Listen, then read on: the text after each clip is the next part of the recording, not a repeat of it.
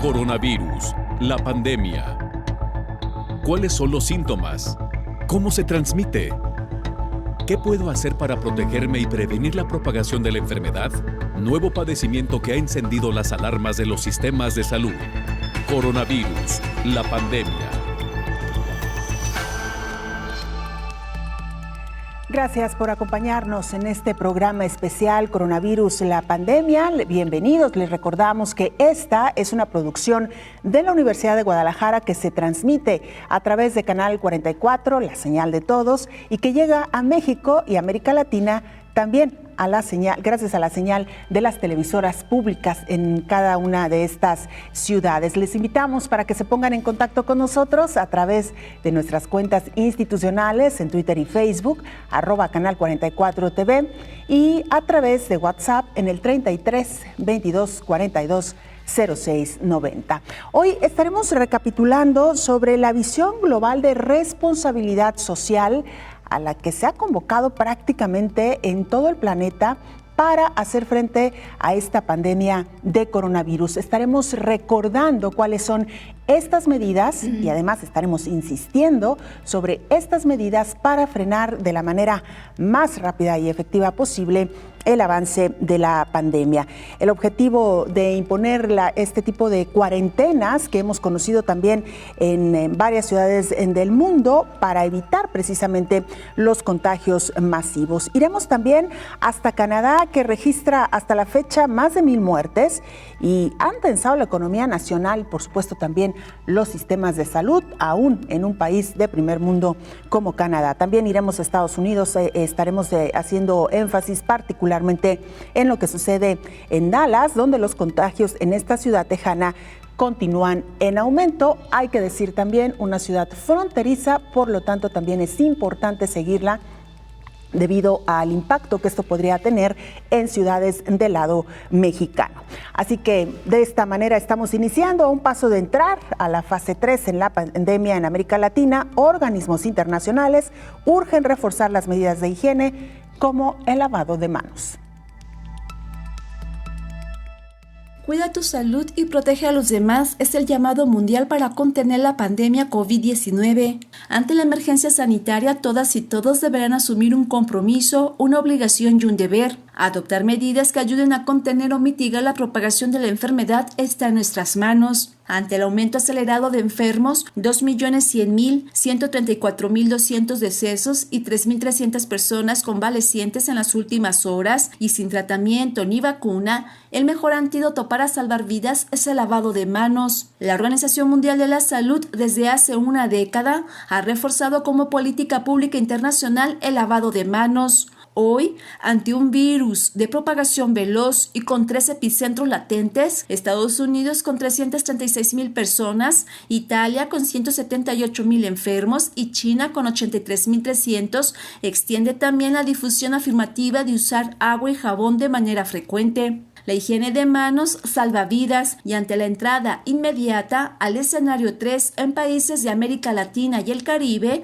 esta medida es menos estricta. Pero ante la alta incidencia de casos, se optaron otras de salud pública más restrictivas, como es el aislamiento y la cuarentena. Aún así, ni una ni otra se han aplicado como una obligación ni como un deber de responsabilidad social. Estas medidas, señalan los epidemiólogos internacionales, son el tratamiento ideal para no morir, pero debe asumirse por la comunidad. De lo contrario, seguirán ocurriendo defunciones. Vivir y no morir por un virus está en nuestras manos. Las infecciones pueden ser evitadas por medio de una buena higiene y el daño a la salud del paciente y del personal de salud puede prevenirse. Informó Isaura López Villalobos. Bueno, pues ahí tiene usted esta primera introducción al tema que estaremos abordando hoy. Mientras tanto, vamos hasta Ginebra, Suiza. Ahí se encuentra nuestro compañero Antonio Broto, él es corresponsal de la agencia EFE y nos presenta el reporte más reciente de la Organización Mundial de la Salud. Antonio, te saludamos y te escuchamos. Hola, ¿qué tal? Buenos días, Belén, y buenos días a todo el auditorio de Canal 44. Aquí en Ginebra, mientras el número de casos globales confirmados por la Organización Mundial de la Salud se aproxima a los 2 millones, La Agencia de las Naciones Unidas vive difíciles momentos a raíz de la decisión por parte del presidente de Estados Unidos, Donald Trump, de suspender la contribución de su país al organismo, valorada en unos 400 o 500 millones de dólares anuales, ya que Washington acusa a la OMS de haber actuado negligentemente en las primeras etapas de esta pandemia. Ante esa decisión, el director general de la OMS, Tedros Adhanom Ghebreyesus, lamentó la medida de Trump, aunque señaló que espera que ello no impida la lucha global contra el COVID-19 y dio a entender que el organismo buscará formas alternativas de financiación para cubrir este vacío norteamericano. Tedros advirtió a Trump que cuando hay división, el virus se aprovecha de las grietas que se abren entre nosotros y adelantó que revisará el trabajo realizado por la OMS solo cuando la alarma sanitaria termine, ante las críticas recibidas por parte de Estados Unidos y otros países.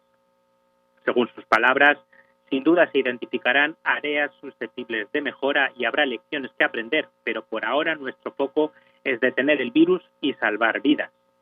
Los entre 400 y 500 millones de dólares que, según Trump, aporta a su país a la OMS se aproximan a la 10ª parte del presupuesto que el organismo se fija para cada 2 años y que para el bienio 2020 y 2021, antes de que empezara la pandemia, se estableció en 5.840 millones de dólares. El presidente de Estados Unidos acusa a China de haber mentido y escondido a principios de enero que el coronavirus se transmitía de persona a persona y de estas palabras de China y encubrirla. Ante ello, el director ejecutivo de la OMS para emergencias sanitarias, Mike Ryan, señaló el miércoles que ya el 5 de enero se alertó desde la organización al mundo entero de la aparición del nuevo virus y durante la semana siguiente se fue informando a los países de lo que se iba investigando. Reporto desde Ginebra para el programa Coronavirus, la pandemia. Muchas gracias, Antonio, por este reporte. Gracias, un abrazo. Nuestro compañero Antonio Broto desde Ginebra, Suiza. Iniciamos la charla en esta mesa de trabajo con la doctora Marina Kasten, ella es epidemióloga. Y doctora, bienvenida. Gracias por acompañarnos. En términos generales, ¿qué tanto estas medidas de las que hablábamos al inicio, se acuerda usted de la llegada de este virus a México y en general a América Latina, pues han permanecido en el tiempo? ¿Qué tanto las hemos conservado y se siguen respetando, doctora? Bien, las medidas principales que, si bien te recuerdas, era la higiene de manos, el estornudo y el acceso de tos de etiqueta, esto es, llevándonos el pliegue del codo a la boca, el no saludarnos de beso, el no saludarnos de abrazo. Creo que el no saludarnos de beso y abrazo está funcionando. Creo que el de la sana distancia, como que a veces se nos olvida y nos acercamos de más. Hay que recordar que debemos de estar a más de 1,5 metros de distancia una persona y otra. Más o menos se está respetando, aunque podemos ver en algunas instituciones bancarias que en las líneas de fila para entrar a los bancos está completamente demasiado juntas las personas, ¿no? Entonces, por más que uno ahí quiere incidir en el respeto de la distancia, luego dicen que luego se les meten en la fila, ¿no? Entonces, bueno, pero lo que hay que insistir es en la higiene de manos, que a veces se nos olvida. Mucha gente se va a grados extremos de estar lavándose las manos con cloro. No hay necesidad de lavárselas con cloro. El simple lavado con agua y jabón es suficiente, solamente que hay que hacerlo más o menos durante 20 segundos. Claro, ¿sí? Para que surta efecto, digamos, la presencia del jabón en las manos. Exacto. Y hacerlo de manera correcta, esto es, ya sabemos, frotar primero las palmas, los dorsos, los pliegues interdigitales, tallarnos también esta parte de aquí, los nudillos, ¿sí? Y tallarnos también el dedo pulgar y las muñecas, ¿sí? Si no tenemos agua y jabón, esto es cuando andamos en la calle, bueno, echar mano de nuestras botellitas de gel alcoholado y estarlo haciendo frecuentemente. Un gel que de preferencia no tenga olores adicionales. No, el gel debe de ser, mira, bueno, aquí se ve azul, pero el gel, no sé si se puede ver, es transparente, con olor a alcohol, no debe tener algún otro aromatizante. Y bueno, ahorita ya estamos teniendo la indicación, sobre todo, de utilizar cubrebocas en espacios abiertos y en espacios cerrados también, sobre todo cuando nos subimos al servicio de transporte o cuando vamos a estar en un lugar donde vamos a confluir con bastantes personas, como los supermercados. Esto es un cubrebocas normal, un cubrebocas, es más, me permití traer estos. Estos ya son cubrebocas quirúrgicos. Hay otros más delgaditos, también los pueden utilizar. Se está invitando a la gente a que haga sus cubrebocas de tela. El chiste es traer un cubrebocas bien colocado, ¿sí? Esto es un cubrebocas bien colocado. Si bien es cierto, está mal el nombre, estos son mascarillas, porque todo el mundo dice, es que es un cubrebocas y nomás me tapo la boca. No, el cubrebocas debe también tapar perfectamente bien la nariz. Me voy a permitir ponerme esta mascarilla para poderles explicar. Este tipo de mascarillas traen en la parte superior que va hacia la nariz, trae una barrita metálica, que esa barrita nos va a servir, y es muy flexible, nos va a servir para moldear el cubrebocas en todo el macizo facial, en todos los huesos, para que no permita la entrada de aire por la parte de arriba del cubrebocas. Si no lo traemos así, no nos está confiriendo la protección que requerimos. Este tipo de mascarillas, que son respiradores, no se llaman mascarillas, se llaman respiradores. He visto a muchas personas usarlas en los supermercados. Estas, por favor, déjenoslas para el personal médico y paramédico que estamos atendiendo a sus familiares, a toda la gente que está acudiendo a los hospitales, porque estas son de uso médico exclusivamente. ¿Sí? No es nada cómodo usarlas. A veces se andan asfixiando con este tipo de cubrebocas. Esto es muy complicado de usar. Hay indicaciones precisas para usarlas y a veces ni siquiera las traen bien colocadas. He visto muchas personas que traen esta barra metálica hacia la barbilla, esto va hacia la nariz, las traen ya dañadas las mascarillas. Si tú te fijas, esta está íntegra, ¿sí? No está presionada, no está apachurrada, no está doblada. Hay gente que para acomodarse la mascarilla la pellizca, y al pellizcar la mascarilla, esa mascarilla se le fracturan las fibras y pierde la efectividad. Entonces, estas mascarillas son solamente para personal médico y paramédico que va a estar atendiendo a la población en hospitales. Y que además, doctora, cada uno de estos tipos que usted nos ha presentado, digamos, tiene cierta función para la persona que lo va a usar. Es decir, nosotros que vamos a salir a caminar alrededor de la calle, o que vamos a ir al supermercado, o que simplemente vamos a salir en el auto, bueno, no necesitamos una protección tan extrema como sí la necesita el personal médico. Exacto. ¿No? Luego, me ha tocado ver personas que traen guantes, pero no traen cubrebocas. Y es cierto, o sea, si vamos a tocar superficies contaminadas, pues es bien fácil que nos llevemos nuestras manos contaminadas a la cara. Pero si no traemos un cubrebocas, el virus puede introducírsenos por la boca, por la nariz, inclusive por los ojos, ¿sí? Entonces, ¿qué les invito yo? Utilicen un cubrebocas normal, de tela, hecho en casa si quieren, o un cubrebocas no quirúrgico, porque se trae triple capa y eso solamente, por eso se llaman quirúrgicos, son para salas de operaciones. Un cubrebocas normal, sencillo, ese nos va a servir mucho. Pero si vamos a ir a un supermercado, que es donde estamos denominando ya como zonas rojas, que son zonas donde puede haber una alta transmisibilidad, ahí sí también tendremos que usar lentes. Nos cuenta de esto después de la pausa, sí, claro. Doctora. Con esto y mucho más, regresamos. Este es el programa especial Coronavirus, la pandemia.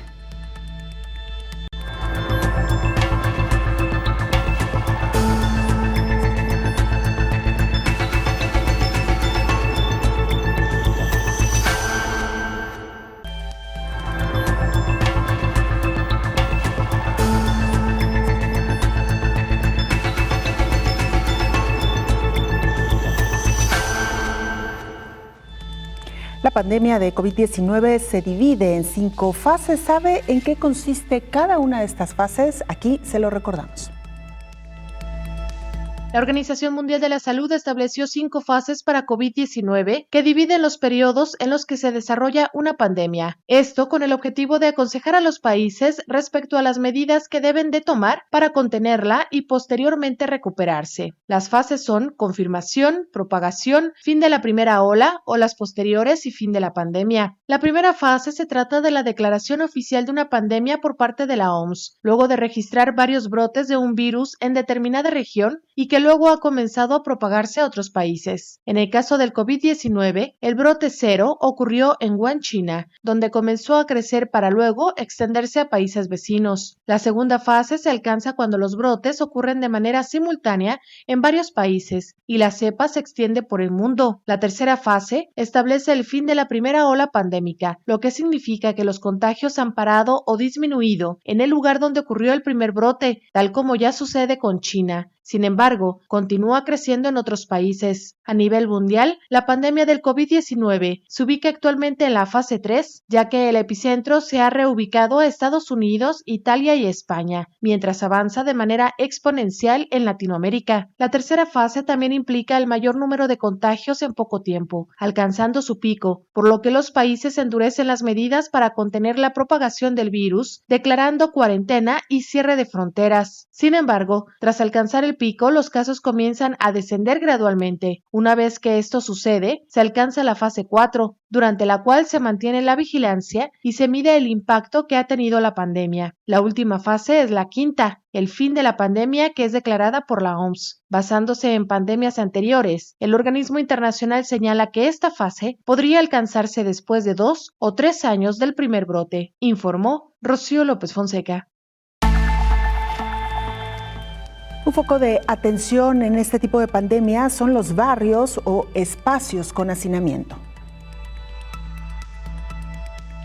En América Latina suman 71.888 personas contagiadas por COVID-19, de acuerdo con cifras del Banco Interamericano de Desarrollo. Desde el 26 de febrero a la fecha, hay un caso nuevo de contagio cada minuto en la región en promedio. Por otra parte, los países de América Latina en conjunto reportan una muerte cada 21 minutos como media. El Banco Interamericano de Desarrollo dio a conocer los 10 ejes de acción y 20 medidas para mitigar la propagación del virus en asentamientos informales con hacinamiento, una característica común en Latinoamérica. Por ello, es necesario identificar a la población de mayor riesgo, saber dónde están, principalmente adultos mayores y personas con preexistencias médicas. Una vez identificadas las zonas críticas, hay que habilitar espacios de cuidado y aislamiento. Con ello, se asegura que tengan protocolos de sanidad, acercarles comida y servicios para evitar su contagio. Además, las recomendaciones consisten en instalar puntos de higiene temporal en el espacio público, fuentes de agua limpia para lavado de manos, además de proveer alcohol y gel. Otra medida consiste en conectar a las personas digitalmente para generar información, entregar dispositivos de Internet móvil para mejorar la conectividad en los hogares, además de instalar puntos de conectividad segura en espacios públicos, informó Elizabeth Ortiz. Distintos gobiernos han impuesto medidas drásticas para aumentar los contagios. El objetivo de imponer la cuarentena es para evitar un aumento masivo en el número de casos por COVID-19. Se trata de aplanar la curva. ¿Pero qué es aplanar la curva? Lisa Lockert-Maragakis, director senior de prevención de infecciones del Sistema de Salud Johns Hopkins, explica que aplanar la curva se refiere a prácticas de protección para bajar la tasa de infección con el fin de que haya habitaciones, suministros y médicos disponibles para quienes lo necesiten. Una gran cantidad de personas que enferman gravemente podrían rebasar la capacidad de un hospital y demasiados pacientes podrían provocar una escasez de camas y equipos. Entonces, si esa gran cantidad de personas llega al hospital, pero a un ritmo más lento, en varias semanas entonces esa curva se vería más larga y plana. Así, habría una mejor oportunidad de ser atendido adecuadamente, señala la especialista. Italia tomó medidas drásticas el 9 de marzo, cuando ya tenía 9.172 casos de COVID-19 y 463 muertes. En ese momento inició el aislamiento casi en todo el país. España declaró estado de alarma cuando ya tenía 2.000 contagios y 152 muertes. México entró en emergencia sanitaria por la pandemia cuando tenía 1,094 casos positivos y 28 muertes. El periodo de cuarentena inició el 23 de marzo y se extendió hasta el 30 de abril. Guatemala es uno de los países con menos casos. La cifra más reciente es de 332 contagios y 5 muertes. Su gobierno prohibió la entrada de ciudadanos de Irán, China y Corea del Sur. Incluso declaró un toque de queda, informó Elizabeth Ortiz. Continuamos nuestra charla con la epidemióloga Marina Kasten. Doctora, ¿qué podemos entender entonces por la responsabilidad social? Ya hablábamos en un inicio de las medidas iniciales que en lo individual, en lo particular, tenemos que tomar para evitar contagiar y evitar contagiarnos. ¿Cuál sería entonces o cómo podríamos entender la responsabilidad social? Bien, la responsabilidad social es tratar de seguir las recomendaciones que nos está dando la Secretaría de Salud para evitar o disminuir el número de contagios. Esto es, respetar el aislamiento voluntario. Hasta ahorita en nuestro país es aislamiento voluntario. En algunos países se tuvo que hacer toque de queda. Entonces hay que respetar el aislamiento voluntario, hay que respetar todas las normas y procedimientos que nos han estado diciendo. Si vamos a ir a surtir de víveres para nuestro hogar, pues acudir a una sola persona. Inclusive hay que hacer redes de apoyo con los vecinos para si alguien va a ir y va a ir a comprar, no sé, 2, 3 cosas, pues mejor le damos el dinero a él o a esa persona y que vaya y haga como la compra colectiva de algunos vecinos, inclusive de gentes de la tercera edad o gentes que están enfermas de otras patologías como los pacientes diabéticos, los pacientes hipertensos, los inmunosuprimidos, que ya sabemos que son los que son más susceptibles y que en un momento dado se podrían poner más graves si se llegan a enfermar de COVID-19. Entonces, hacer esas redes de apoyo, esa es parte de la responsabilidad social, seguir todas las indicaciones, el uso de cubrebocas, mantener la distancia adecuada, mantenernos en aislamiento. Si bien es cierto, me dicen a mí, ¿usted sí sale? Sí, pero yo salgo de mi casa al trabajo, que es el hospital, y de ahí a mi casa. O sea, no voy y hago visitas sociales, no voy y hago, no voy al centro comercial, al cine, claro. ¿sí? O voy y hago reuniones familiares. ¿Sí? Responsabilidades sociales es, si vemos que alguno de nuestros vecinos está haciendo una reunión de más de 10 personas, llamar al municipio. Es parte del aislamiento, o sea, estamos en aislamiento, estamos tratando de disminuir el número de contagios. Y estamos, obviamente ya la gente está enfadada de estar en sus casas, pero no es momento de hacer fiestas. Claro. ¿Sí? Ahora, doctora, hemos dicho también en estas piezas que nos han presentado nuestras compañeras que tanto México como América Latina estarían por entrar eventualmente en una fase 3. ¿Esto qué implicaría? ¿Qué otras medidas adicionales tendrían que tomarse? Y básicamente, ¿qué significa entrar en esta fase 3? Mira, Belén, en fase 3, ¿qué pasa? Se aumenta el número de personas contagiadas. Pero al aumentar el número drásticamente de personas contagiadas, esto es, muchas personas al mismo tiempo enfermas, sabemos que un cierto porcentaje va a estar gravemente enfermo y otro porcentaje, quizás el mayor, va a estar con síntomas leves y pudiera estar en casa. Pero en un momento, tanto leves como graves van a llegar al sistema de salud en el país. Y puede colapsar estos sistemas.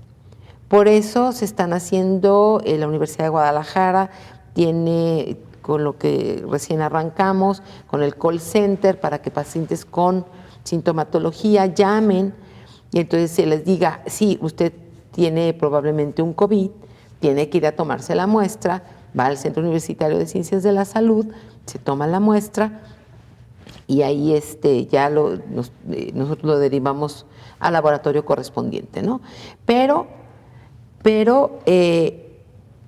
si no tuviéramos esa herramienta, que afortunadamente se desarrolló, de repente vendrían muchos casos al mismo tiempo y pudiera ser que fueran muchos casos graves y que en un momento la capacidad instalada de los hospitales no fuera la suficiente como para poder atenderlos a todos al mismo tiempo. Entonces, doctora, tendremos que entender más bien que la fase 3 ya es de acción y que más bien lo que estamos haciendo ahorita es un modelo de prevención. Exacto. Y me refiero, perdóneme, doctora, particularmente a lo que ocurre en los hospitales con la reconversión o con la conversión de los hospitales. Cuéntenos, por favor, de esto. Bien, ¿qué pasa? Ahorita varios hospitales están reconvertidos. ¿Qué es esto? Porque mucha gente escucha la palabra y no sabe de qué se trata, ¿no? Por ejemplo, hospitales que están acostumbrados a recibir a cualquier tipo de patología, ahorita solamente reciben pacientes COVID. No te reciben de otro tipo de pacientes.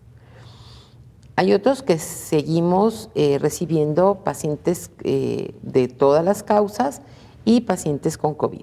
Hay pacientes que sabemos, pacientes cardiópatas, que en un momento dado van a necesitar una unidad de terapia intensiva, igual que el de COVID. Entonces, ¿qué se pretende con esto? Quizá la población ha estado escuchando que queremos aplanar la curva en Jalisco. Y en general en el país y en el mundo. Esto es que se disminuya el número de contagios y mantener esos contagios, aunque sabemos que van a ser permanentes esos contagios, pero mantenerlos controlados dentro de un cierto límite que no rebase la capacidad instalada de los hospitales. Es decir, irremediablemente entraremos a una fase 3, dependerá de nosotros todavía en este momento, doctora, que esa demanda no sea tan alta y también dependerá un poco del esfuerzo que hoy estén haciendo las autoridades en materia sanitaria para contar con la infraestructura suficiente para atender esos casos. Es decir, que es justo ahorita en el momento de redoblar estos esfuerzos para que cuando entremos a la fase 3 por lo menos no sea tan grave. Sí, porque muchas personas dicen, bueno, ya he estado tanto tiempo en aislamiento y yo hasta ahorita no he conocido a una persona con COVID en el estado. Y bueno, qué bueno que no los conoce, porque solamente en el estado hemos tenido, sí, hasta ayer, 176 personas enfermas de COVID en el estado.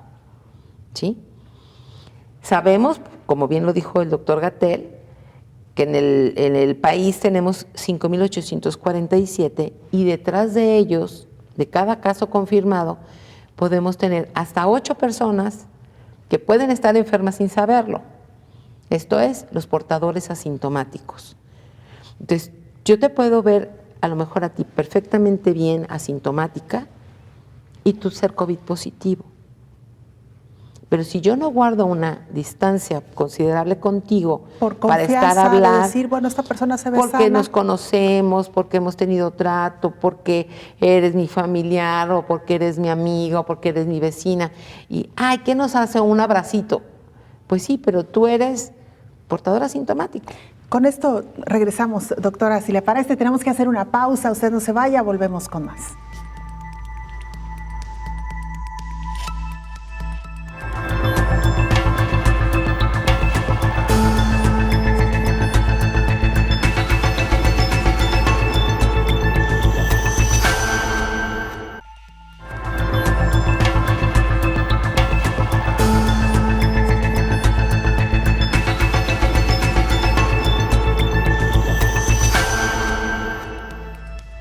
Hemos revisado la situación de casi cada uno de los países que han entrado en fases ya críticas por la presencia de COVID-19. Nos toca ahora revisar qué es lo que está pasando en Canadá. Ahí se encuentra nuestra compañera Silvia Méndez, periodista independiente, quien nos reporta desde Canadá. Silvia, te escuchamos. Adelante con la información. Hola, Belén. ¿Cómo están, amigos de Canal 44? Aquí una perspectiva acerca de lo que ocurre en Canadá. El primer ministro Justin Trudeau no está dispuesto a tomar partido en el debate entre la Organización Mundial de la Salud y el presidente de Estados Unidos, Donald Trump, acerca del manejo de la crisis del COVID-19. Con más de 1,000 muertos registrados a la fecha, la pandemia en Canadá ha tensado la economía nacional y los sistemas de salud, por lo que Trudeau asegura que pasarán semanas más antes de que el gobierno pueda considerar seriamente reducir las restricciones de salud pública destinadas a frenar la pandemia. El país tiene a la fecha más de 27,000 casos confirmados y, de acuerdo con Health Canada, que es el Ministerio de Salud, un 90% de estos casos son adultos mayores. Así que Ontario, Alberta y Quebec, entre otras provincias, han iniciado programas de atención a los hogares para seniors. Ontario, por ejemplo, emitió una orden de emergencia que prohíbe a los empleados trabajar en más de un asilo, en tanto que en Quebec el gobierno de François Legault lanzó una campaña para mitigar la escala crónica del personal médico. Ha solicitado voluntarios con conocimientos médicos y de salud para trabajar en asilos y hospitales. En otras cosas, en el orden económico, Ottawa destinará más de 30,000 millones de dólares para ayudar a los canadienses y sus empresas que se enfrentan a dificultades, esto como consecuencia de la pandemia. Cabe destacar que en Canadá, pues aquí reconocieron la contribución de los trabajadores agrícolas temporales mexicanos y ya comenzaron a llegar esta semana los primeros grupos de trabajadores, principalmente a las provincias de Columbia Británica, Quebec y Ontario. Los trabajadores deberán permanecer aislados 14 días antes de comenzar a trabajar en las granjas. Sus estancias y sus comidas serán cubiertas por el gobierno en hoteles cercanos a los aeropuertos. Y pues este aislamiento social ha hecho que los canadienses se pongan creativos. Por ejemplo, en Winnipeg, Tyler Walsh, un experto en marketing digital, decidió recrear las conferencias de prensa matutinas de Justin Trudeau en Lego, mientras que una familia en Ontario, aburrida por el aislamiento, decidió visitar Springfield. Joel Sutherland y su familia decidieron hacer un video que se ha vuelto viral. Y en el Yukon, Gurdeep Pandher, un profesor de Bhangra, que es el baile tradicional de la India, y Jordan Linsens, un maestro de gaita clásica, unieron fuerzas para crear un video musical que es toda una sensación y muestra la diversidad canadiense. Desde Toronto, Ontario, Canadá, informó Silvia Méndez. Muchas gracias, Silvia, por este reporte tan amplio, tan completo y un país con una cantidad de habitantes mucho menor a la de México, con casos ya en fases realmente ya preocupantes de miles y miles de contagiados y también de personas muertas. La Organización Mundial de la Salud y la Organización de las Naciones Unidas lanzaron un llamado para dejar de lado las noticias falsas ante el desarrollo de la fase 3 de la pandemia, que en América Latina está a punto, por cierto, como se lo hemos dicho, de declararse. Ante el incremento de casos de manera exponencial en las Américas, la Organización Mundial de la Salud lanzó una iniciativa para inundar la red con hechos y ciencia ante el odio y desinformación que, dice el organismo internacional, inundan las redes sociales y los medios de comunicación, sobre todo ante la entrada de los países latinoamericanos a la etapa 3 de la pandemia. Por su parte, el secretario general de la ONU, Antonio Guterres, pidió solidaridad global y confiar en los científicos y en las instituciones que siguen un liderazgo receptivo, responsable y basados en evidencias. Su objetivo, dice el funcionario, es combatir los peligros que trae otra grave epidemia que está vinculada fuertemente con la pandemia del coronavirus, la de la desinformación y las noticias falsas. Advirtió que están proliferando los consejos de salud perjudiciales y los falsos tratamientos médicos. El odio se vuelve viral, estigmatizando y agrediendo a personas y grupos, como lo ocurrido en México, donde en lugar de agradecer al personal de salud, se les agrede. Antonio Guterres aprovechó para hacer un llamado directo a las compañías a cargo de las redes sociales para que hagan un mayor esfuerzo y erradiquen el odio y la información dañina sobre el COVID-19, informó Rocío López Fonseca. Retomamos nuestra charla con la epidemióloga Marina Casten. Doctora, antes de irnos a la pausa del anterior bloque, nos explicaba usted cómo es esta fase de actuación cuando se decreta ya la fase 3. Y decíamos también que tiene que ver más bien con las fases preventivas que consigamos en un país. Sí, esto es, entramos a fase 3 cuando las medidas preventivas se relajan y, o sea, la sociedad empieza a aflojar porque ya no quiere estar en el aislamiento voluntario, no se está higienizando y sanitizando las manos, no sanitiza sus zapatos cuando llega de la calle al entrar a su hogar, y entonces empieza a haber un número creciente de casos. Esto es, de ese número creciente, un cierto porcentaje va a requerir soporte hospitalario, soporte ventilatorio, soporte de terapia intensiva, y bueno, esos recursos son limitados. Entonces, de acuerdo a la capacidad instalada de los hospitales, es la capacidad de respuesta que tiene. Entonces, por eso se ha hablado tanto en Jalisco de querer aplanar la curva.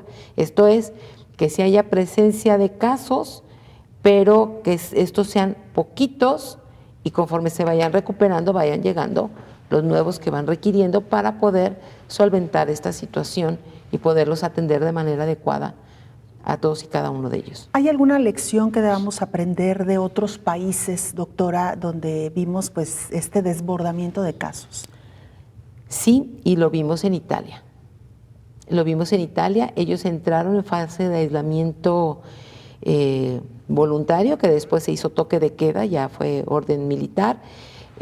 Entraron demasiado tarde. Obviamente también no debemos dejar de lado la constitución poblacional de ese país, que básicamente eran personas de la tercera edad, ya con comorbilidades como hipertensión, diabetes, enfermedades pulmonares crónicas, cáncer, que entonces está mermada su sistema inmunológico, y por ende pues más fácilmente les atacó el COVID. Claro. ¿Sí? Y tenemos otros países, por ejemplo América Latina, doctora, donde la situación quizá no es tanto de una población envejecida, pero sí de población joven con enfermedades asociadas. Sí. México, por ejemplo, tenemos el nada honroso primer lugar en obesidad, en diabetes. Entonces podemos tener problemas si entramos a la fase 3, pero por ejemplo Ecuador, estamos viendo cómo están rebasados los sistemas de salud, no se preparan, no hay suficientes camas de terapia intensiva en los hospitales, entonces la gente muere. Claro. Ahora, doctora, estamos viendo estas estadísticas que día con día nos están ofreciendo las autoridades sanitarias en todo el mundo, y particularmente se han referido a casos, pero no se ha hecho esta relación, digamos, con la población total. ¿Por qué se ha manejado así la información, doctora? Porque si lo manejamos como tasa de mortalidad, se diluye y no le das la importancia. Porque luego pudieran decir, es que se están muriendo más casos en México por accidentes automovilísticos que por COVID. Pudiera ser. El problema con COVID es que su tasa de letalidad es bastante considerable. Si no perdemos de vista a nivel global, la tasa de letalidad, esto es el número de funciones que hay por el número de habitantes, es de 6.4%. O sea, de cada 100 personas que se enferman de COVID en el mundo, 6.4 están muriendo. Para México, ahorita como estamos empezando en ese pico, y de acuerdo a nuestra población, para México como país, la tasa de letalidad es de 7.67 por cada 100 enfermos de COVID. Esto es, de cada 100 enfermos de COVID-19 se están muriendo 7.67. En Jalisco tenemos una tasa de letalidad de 6.25. Y si se han fijado, últimamente tenemos casi 4 o 5 días que no hemos tenido un solo muerto en Jalisco. ¿Y la mortandad en América Latina está caminando más o menos en esos parámetros, doctora? Sí, ha estado caminando. Bueno, hemos visto muchas noticias de Ecuador, hemos visto noticias de Honduras, de varios países en donde su capacidad instalada en los hospitales pues no está tan adecuada, porque son países más pobres, entonces no tienen tantas camas de terapia intensiva, los pacientes llegan graves, o también que los ciudadanos no tienen la accesibilidad a esos servicios. Doctora, ya hemos visto lo que pudimos aprender de los países donde se desbordó la emergencia. Volviendo de la pausa, nos gustaría, doctora, que nos contara qué podemos aprender de aquellos países que, por el contrario, han registrado menos casos, menos letalidad y que han podido manejar de una manera mucho más efectiva esta pandemia. Con esto y mucho más, regresamos.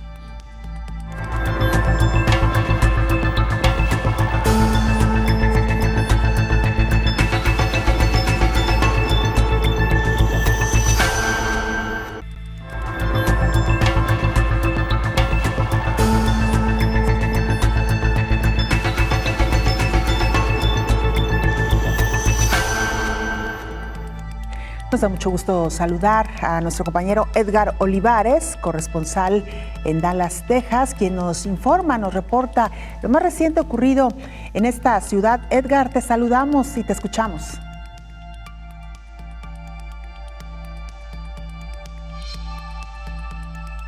Hola, ¿qué tal, Belén? Te saludo con mucho gusto desde la ciudad de Dallas, al norte de Texas. En este estado superan ya los 16,000 infectados por coronavirus, con 383 muertos, y en total se han hecho las pruebas a 151,800 personas. El condado más afectado sigue siendo Harris, que comprende la ciudad de Houston, mientras que en segundo lugar se ubica el condado Dallas. El gobierno federal trabaja de la mano con los gobernadores para analizar cómo y cuándo se estarán reabriendo algunas actividades económicas en las próximas semanas. Es decir, a Estados Unidos le urge ir abriendo poco a poco el país. En el caso de Texas, el gobernador Greg Abbott espera firmar ya una orden ejecutiva este viernes para fijar los lineamientos de cuáles serán las actividades que puedan comenzar a reabrir, y además en esa misma orden ejecutiva se establecerían ya las fechas. Lo cierto es que, a pesar del gran tamaño que tiene Texas y de los más de 24 millones de habitantes, los casos no se han disparado de manera tan impresionante como en otros estados, por ejemplo, California, Nueva York o Nueva Jersey, en la costa este de Estados Unidos, en estos dos últimos estados, donde es el foco más importante de la pandemia. El gobernador Abbott aseguró que su principal trabajo será reabrir algunas actividades económicas, pero a su vez cuidar la salud de las personas en este proceso, por lo que desea encontrar la fórmula adecuada para lograrlo. El presidente Donald Trump, por su parte, quiere abrir la economía lo antes posible porque sostiene que muchas personas incluso morirán por suicidios o por la ansiedad al no tener empleo y mantenerse en la inactividad económica. Y bueno, como se ha comentado ampliamente, la otra cara de la moneda, sin duda, de esta pandemia es la crisis económica que conlleva. El estado de Texas ha pagado más a 1 millón de personas, a más de 1 millón de personas, les ha pagado por el tema del desempleo debido al cierre de negocios por el coronavirus. Les mando un abrazo, hasta aquí mi comentario, Belén, amigos de Canal 44, un saludo desde el estado de Texas. Muchas gracias a nuestro compañero Edgar Olivares. Vamos ahora con Rocío López Fonseca. Ella, como siempre, está muy pendiente de la conferencia de prensa del presidente Andrés Manuel López Obrador en México. Rocío, te saludamos y te escuchamos.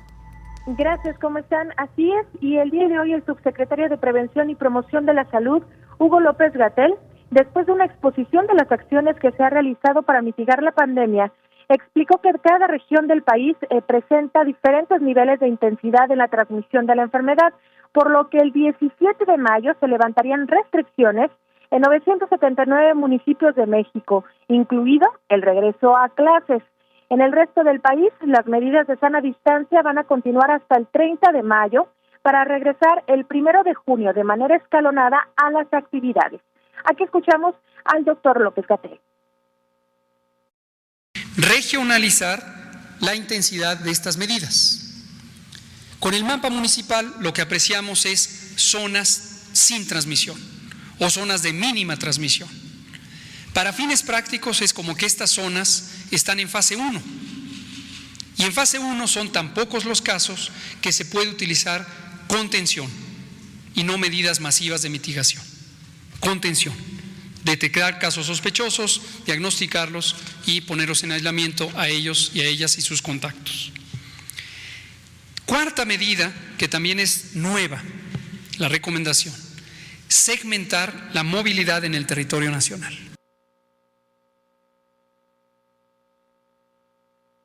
Insistió en que técnicamente no se puede declarar la fase 3 en todo el país y aunque no se declara la fase 3 explícitamente, asegura que las regiones de la capital mexicana y su zona conurbada, así como la zona metropolitana de Guadalajara, Puebla, Tijuana, Mexicali, Monterrey, entre otros, técnicamente están viviendo la fase 3, pero no especificó de manera clara y puntual qué acciones se deben de tomar. Por su parte, el presidente Andrés Manuel López Obrador adelantó que habrá un incremento de 1 millón de créditos más a las empresas que tienen trabajadores inscritos en el Seguro Social. Mi reporte. Gracias, Rocío. Gracias por esta información. Gracias. Regresamos a esta charla con la epidemióloga Marina Kasten. Doctora, prácticamente nos quedan unos cuantos minutos, pero sí sería interesante revisar también aquellos países en donde las medidas han tenido resultados mucho más efectivos, doctora. Sí, porque la gente está muy acostumbrada a seguir las indicaciones de los ministerios de salud y aman su vida y aman a sus seres queridos y se protegen. Hay más conciencia, digamos. Hay más conciencia. Ahora sí que conciencia social, ahora que hablamos de responsabilidad social. Así es. Aquí yo he visto muy relajada la situación, nada menos el día de hoy estábamos comentando, vimos más vehículos circulando en las calles, vemos más gente circulando, gente que no respeta el aislamiento voluntario, gente que, si bien es cierto, trae guantes, no trae cubrebocas, entonces de nada les sirve. Claro, doctora, y esto que usted menciona, justo nos están preguntando el uso de los guantes, sí, no, cuándo y cómo usarlos. Hemos visto cada vez más personas con guantes en la calle. Sí, bien, esto es por la situación cruzada de las cosas. Vamos a suponer que tú eres una persona con COVID y estamos en el supermercado. Pero tú llegas y tocas este artículo. Entonces, pero previamente tú hiciste un estornudo, no hiciste el estornudo de etiqueta, lo hiciste en tus manos, no te higienizaste las manos y vas y tocas el artículo. Pero lo viste y no te gustó y lo dejaste. Pero ya dejaste los virus impregnados en la superficie. Llego yo y puedo traer guantes inclusive, y llego y toco el mismo artículo y ya me contaminé y a lo mejor yo lo llevé, digo, no, sí me lo llevo y lo pongo en mi carrito del supermercado. Pero en eso me entra una llamada y agarro el celular. Entonces, esos virus ya también se vinieron al celular. Luego, pues obviamente si bien puedo estar nomás texteando o si no, pues contesto y entonces ya me llevé esos virus, me los llevé a la cara. Si yo no llego e higienizo estas situaciones que compré en el súper, puede llegar mi hermano, mi hermana, mi familia y tomarlo, servirse o prepararse algo y se lo lleva a la boca y ya se contaminaron. Claro. Porque el virus también puede entrar a través de un alimento. El virus, los guantes no te van a conferir una protección siempre y cuando después de que toques algo te sigas higienizando las manos. Y laves aquello que pudiste. Obviamente todo lo que compremos en los supermercados, todo hay que limpiarlo con una solución clorada. Todo. Doctora, pues lamentablemente el tiempo se nos agotó, pero creo que abordamos en términos generales lo que era el objetivo, la responsabilidad social y el llamado a la gente a no olvidar, por favor, estas medidas que son esenciales. Y que recuerden quedarse en casa. Lo más importante. Doctora epidemióloga Marina Kasten, muchas gracias. Antes de despedirnos, el gobierno español ha preparado trenes para trasladar a enfermos de coronavirus entre distintas comunidades autónomas en caso de que lo requieran así las autoridades sanitarias. El ministro de Transportes, Movilidad y Agenda Urbana español, José Luis Ábalos, anunció que ya se disponen de trenes medicalizados de Renfe para trasladar a enfermos de COVID-19 entre comunidades autónomas si fuera necesario, aunque por el momento ninguna ha solicitado sus servicios. Estos trenes tienen capacidad para 24 pacientes y cuentan con la peculiaridad de ser híbridos, es decir, que funciona ya sea por tracción eléctrica o con diésel, lo que les permite circular por toda la red ferroviaria, tanto por vías convencionales como por las de alta velocidad. El proceso de adaptación cuenta ya con el visto bueno de la Agencia Estatal de Seguridad Ferroviaria y recién se realizó un simulacro en la estación de Atocha, en Madrid, informó Rocío López Fonseca. Hasta aquí llegamos con este programa especial. Muchas gracias por habernos acompañado. Le invitamos a que nos sintonice en la siguiente emisión. Coronavirus, la pandemia.